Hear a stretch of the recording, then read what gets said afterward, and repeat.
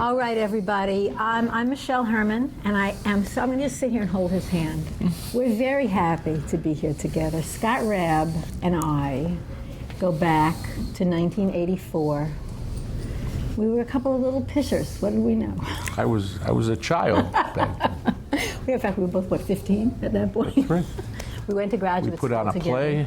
All right, we raised that's enough some of money that. to help the kids at the orphanage. I'm thrilled to be able to bring Scott here to Ohio State and to Columbus on the occasion of his new book, The Whore of Akron. I can't believe I have to keep saying that word over Some and over people again. really like saying that title. Now, I was talking to my students yesterday. I teach at Ohio State, for those of you who don't know me.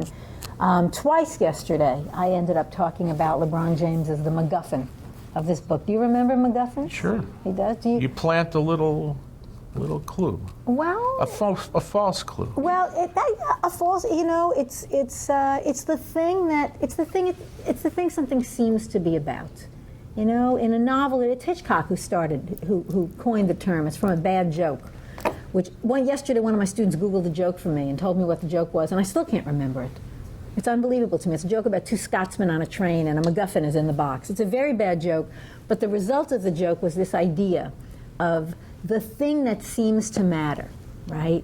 You know, the thing that in a movie, the example that we always use is the Maltese Falcon, because in the movie The Maltese Falcon, everybody's running trying to get the Maltese Falcon, but that's not really what matters. Every story has to have a MacGuffin. Every story has to have something in it that seems to be the point. And my big revelation, thanks to Scott's book, actually, was that nonfiction has to have a MacGuffin too. Has to have something that seems to matter. So the purpose of this book is apparently how angry, and anger is putting it mildly, how angry Scott was, still is? Oh, very much so. At LeBron James. Very much. But, you know, as you can see from this chapter, that's the through line. I mean, James rarely appears in the book. We do get to briefly see his penis. But he's always at a distance. Scott doesn't actually get any kind of access to him. The first year when he was still with the Cavs, he was still walled off almost completely. Yeah. Yeah. So the book is doing other things, and we were talking on the way up here about it being the Swiss Army knife of books. So the book is about LeBron James, help me with this, Neil. I think I snuck a little bit of a 12-step memoir in there. Yeah, more than a little bit. The history of Cleveland sports in the latter half of the 20th century. Yeah. I think it's a book about parenting to some degree. Yeah. If not parenting, at least the feeling when you're 47 and you've come through, you know, to say hard times is ridiculous given what's behind any door in State College, Pennsylvania.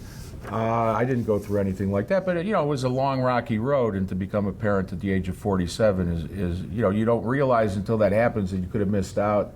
Not that it's for everyone, or I'm some kind of evangelist about it, but you know, it's qualitatively different from anything else anyone's ever going to experience. I'm going to read you his parenting advice. I marked all the parenting. I love the parenting, but the parenting parts of me, this is brief.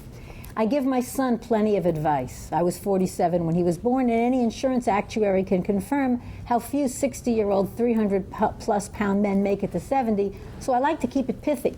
And even though he'll always be my child, he's already becoming the man he'll grow up to be, and there are things he needs to know. Always bring a handkerchief. Assume nothing in this world but my love for you.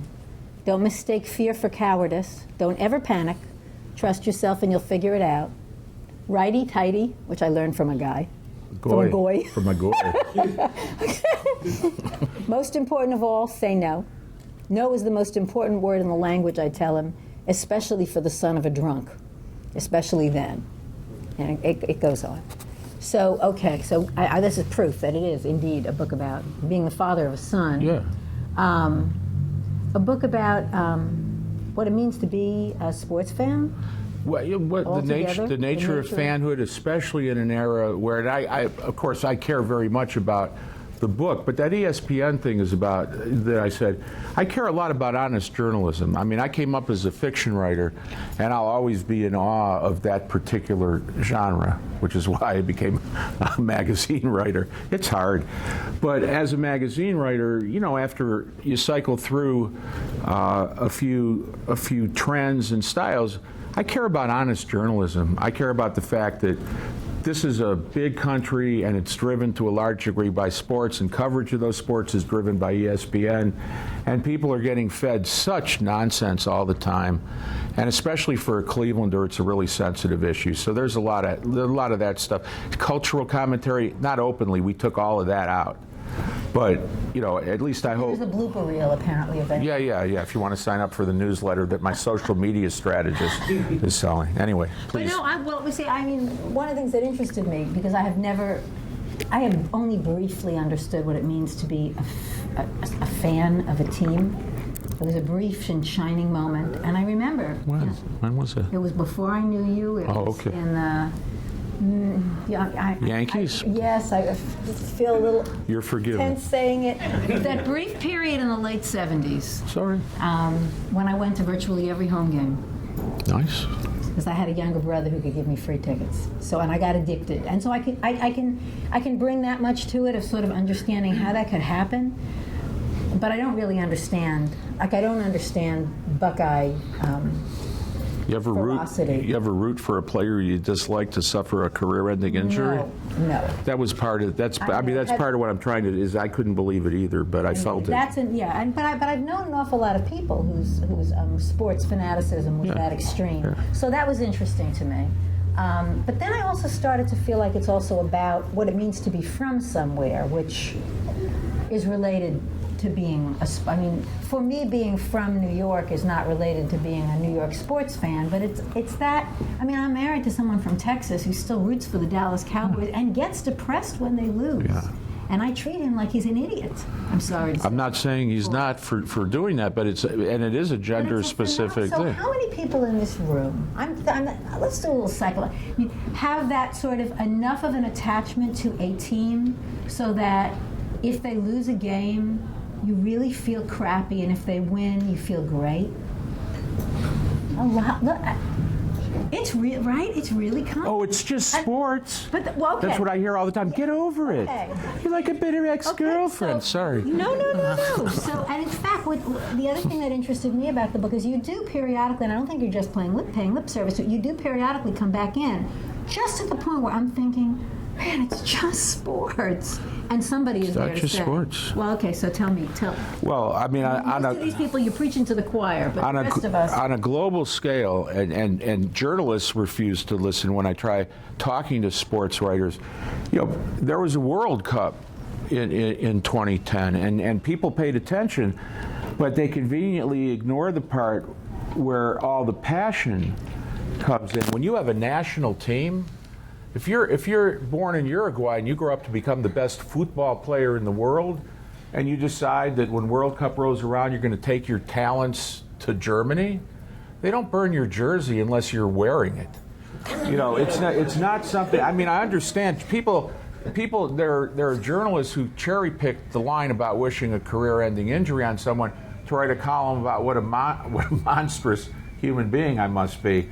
And thank God he lost his credentials, because God only knows what he might have done if he'd gotten close to LeBron James. Where I'm from, which is Cleveland, Ohio, I've seen crowds in Philly and in Los Angeles cheer when home team players were carried off the field with injuries. Okay, they were tired of seeing the player. I'm not making that up. If you call yourself a sports fan and you've never at least hoped in your head that an opponent who was killing your team got hurt and couldn't return to the game, you don't qualify as a fan in my mind. So part of it's that, and part of it is as a Clevelander. Now, the Cleveland I was born into was the 7th largest city in the country, and no one made jokes about it or called it the mistake on the lake. And Cleveland and Clevelanders thought well of Cleveland. And partly because those teams have suffered not just defeat, but defeat of a nature so hideous that the networks have compiled this little 5-minute misery montage that most sports fans are pretty familiar with. The this, the that, the other thing, catch, drive, fumble. So this calls it the decision. After 7 years of saying, oh, I understand the fans' hunger. Oh, I'm not going to go chasing championships. My only goal is to bring a championship to Cleveland. I'm sorry, what was the question? So much for I'm my angry. MacGuffin. I know you're, but okay. About that, as a Clevelander. I'll quote him again. What another sees in you will reveal that person. What you see in another reveals yourself. We are, each of us and all of us, mirrors. It's a good line. Thanks. It's a beautiful line. It's like literature almost. It's something resembling literature. It's close to literature. Does that? Would you say that has anything to do with your choosing LeBron as your subject here? It absolutely does. I had to ask myself, what is it? Does it say more about me than or LeBron that I carry this kind of animosity? A little bit. It says nothing about LeBron. The person you want to do injury to? It says nothing about LeBron. But I mean, it also applies to almost all relationships. That mirroring thing. Yeah, I mean, if you quiet down, you realize it. You know, I'm saying if I quiet down, I realize it. Quiet down. What do you want to know? Yes. Well, first I want to say that leading off in the acknowledgments are a group of guys who are sports journalists and that's their living, and without their help, without their generosity, for real, you know, there would have been a much different, because there is plenty of basketball and plenty of LeBron in the book, and you know, sports journalism can be just as important and just as full of integrity as the other. But I think it was always known as the toy department traditionally of the newspaper. And other journalists in other departments, the hard news guys, always looked at it as something not to be taken seriously. And so there's a self-selecting group of guys, and it's funny because aesthetically, you know, and I wrote about it a little bit, if you take a step back, especially in Cleveland, you see a bunch of guys. I mean, I'm not saying I'm not one of them, I'm just saying I was not the fattest among them.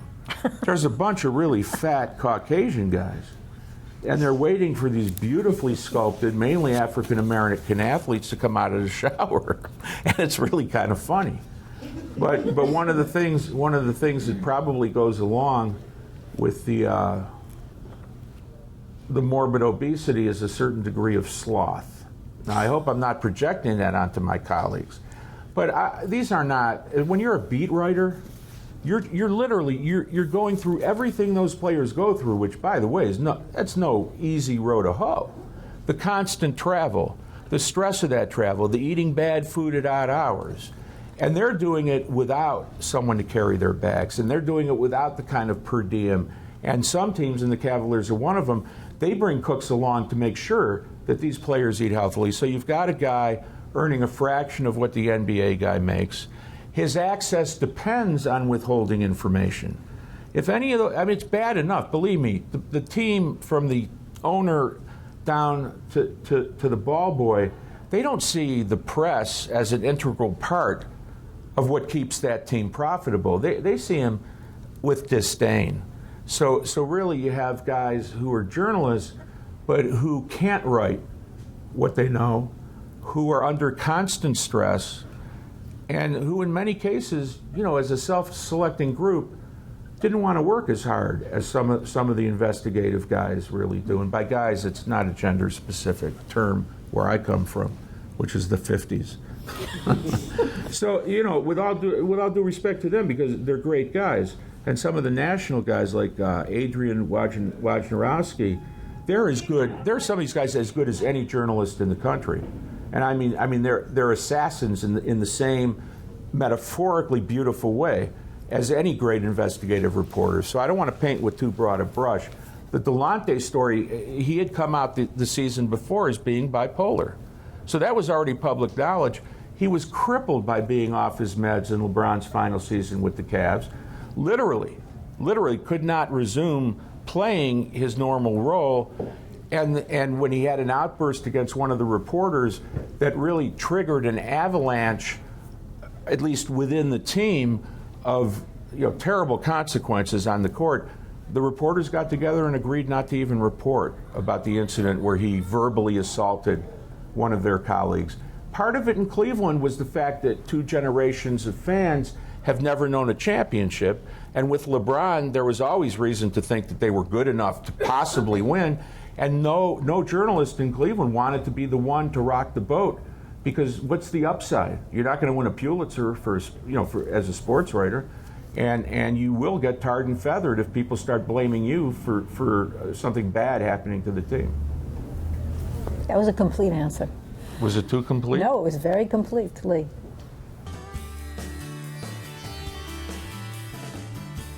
No one knows. Nobody knows. I mean, this was a bright young rookie ball player for the Indians in 1980, I think. And he was old for a rookie. You know, by Bill James's standards, this wasn't a guy who had huge ceiling, but he could open beer bottles with his eye socket, and apparently could ingest enormous amounts of cocaine, too. Are these metaphors? No. But he did have a back problem. As far as where he wound up, I have no idea. Joe Charbonneau was his name. His nickname was Super Joe.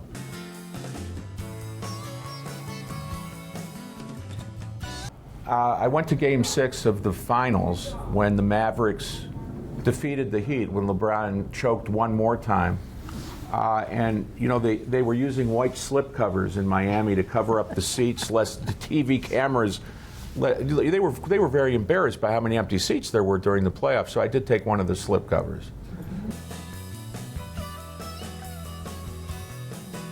Which sport, despite its economic imbalance, where even a bad team wins 40% of its games? Baseball.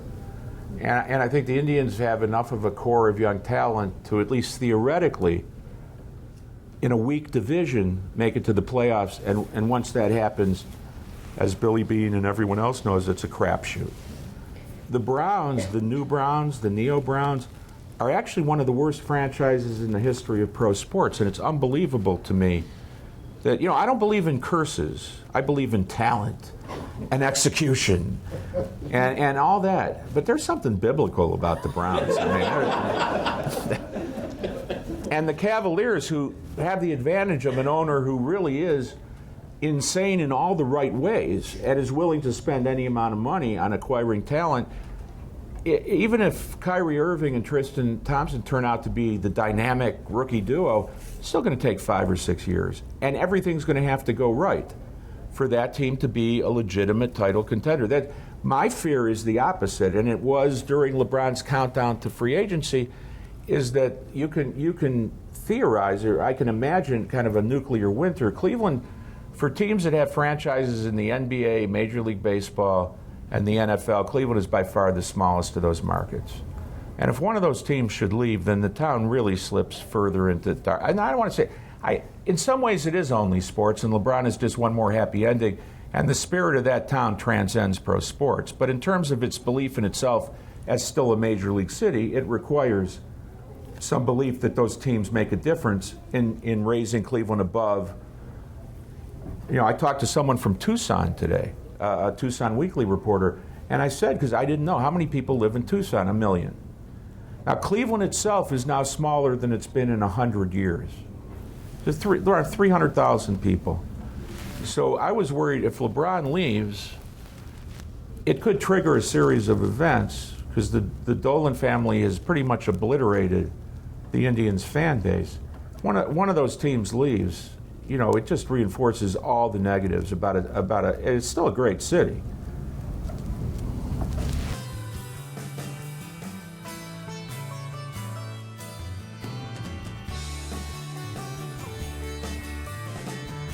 See, and to a certain degree, I'm disagreeing on the basis of the Dan Gilbert philosophy, which is that money follows money.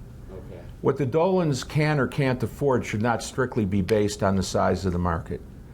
You know, because to the Jacobs' credit, and yes, they had the brand new ballpark, and they had drafted and developed an unbelievable core of young talent, which never led to a World Series, of course. Just thought I'd throw that in there. You know, they also had one of the 4 or 5 highest payrolls in baseball. And they sold out 455 consecutive home games. When I came into Cleveland, if you wanted to buy a scalp ticket, those were the most expensive sports tickets probably in the Midwest. And so, yes, baseball has a horrible economic system where a team like the Yankees can literally outspend some of its rivals by a factor of 4 or 5. You know, I mean, $200 million payroll and a $50 million payroll, and how can you expect parity under those circumstances? But they did buy high. But it wasn't like Dick Jacobs was somehow, it's not like horse trading. They knew how old those players were. They knew what was in the pipeline. You know, that same family has taken the New York Knicks and turned them into a laughingstock for many, many years. It's unbelievable that Cleveland actually got the dumb part of the family. You know, I mean.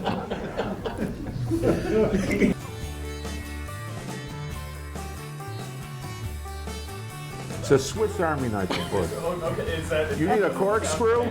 I got a corkscrew. Little scissors, right in there.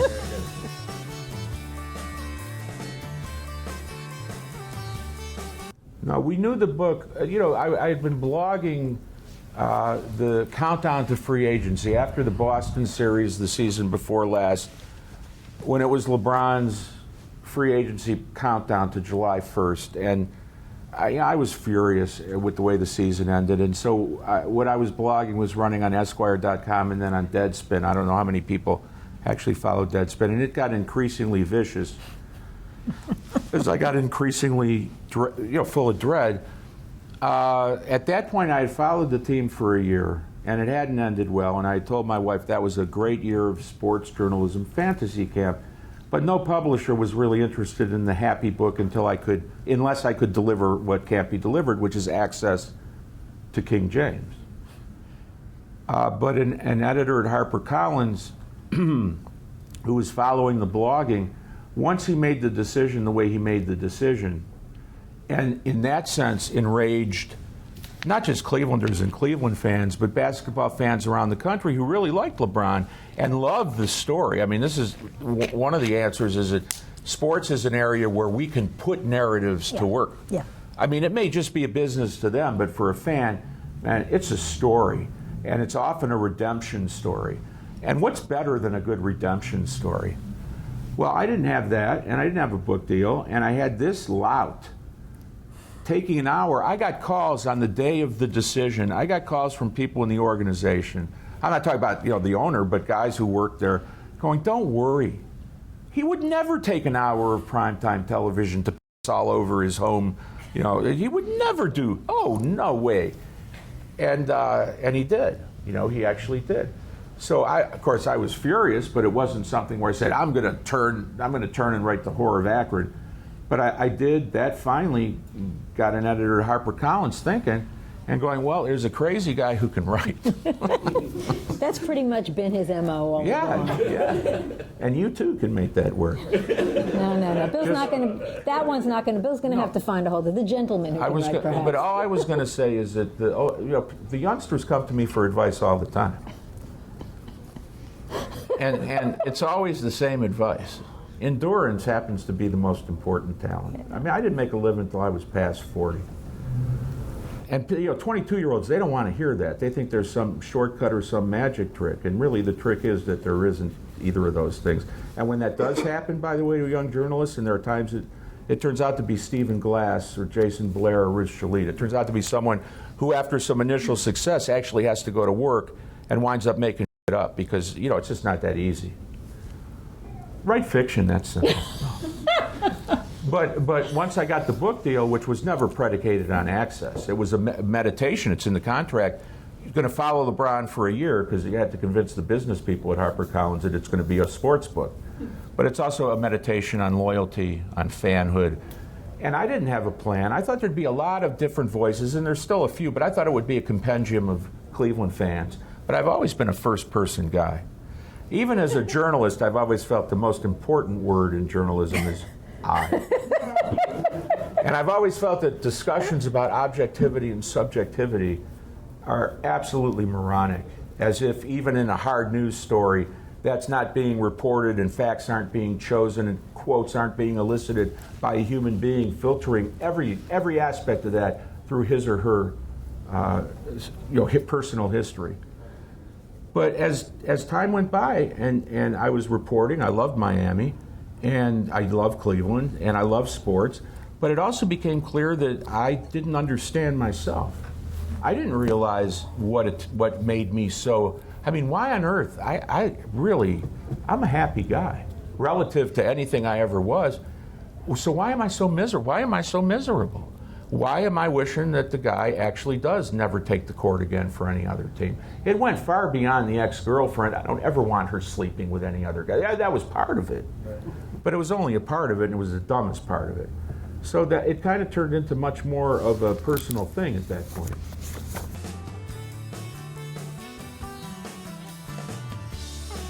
I mean, how many times do you revise when you're writing fiction? Thousands. Thousands. When Michelle says thousands of times, she's not exaggerating. I mean, I write on monthly deadlines, and the editor-writer relationship at that level, as grandiose as at that level sounds, is hardly based on syntax, transitions, or anything like that. It's a trusting, relationship. What that means is I don't inflict anything like a first draft on my editor. I've already been over my lead dozens of times, and I guess I just can't stress it enough. I work with some guys. Tom Junod is one of them. Charlie Pierce is another. These aren't just great magazine writers. They're among the best writers in America right now. And sometimes those guys can have a 6,000 word night. And if I have a 6,000 word week, that's a really big week for me. I'm really obsessive. I don't do as much, let's throw out that draft and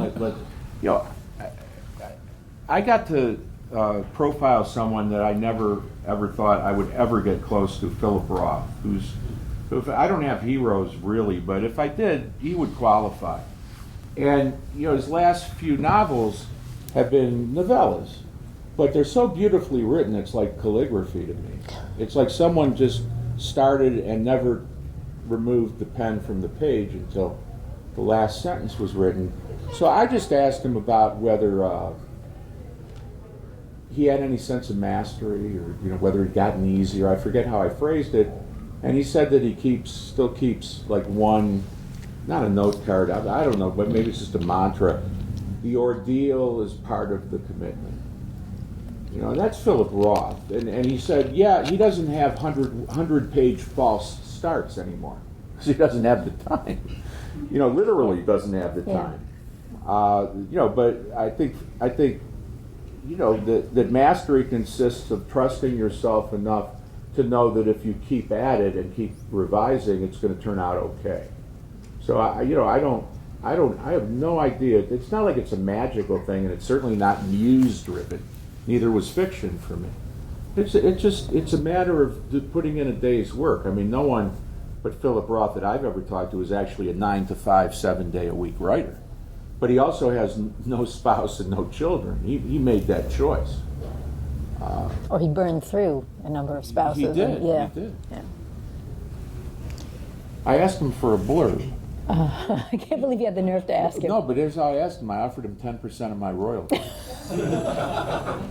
And I knew I wasn't going to get a blurb, but he sent back a really nice letter that said, you've asked the wrong guy. I vaguely remember basketball when I taught at Princeton because Bill Bradley was there. But as far as I know, LeBron James is the name of a hat men wore in the 1920s. I'm sure you'll do fine without me.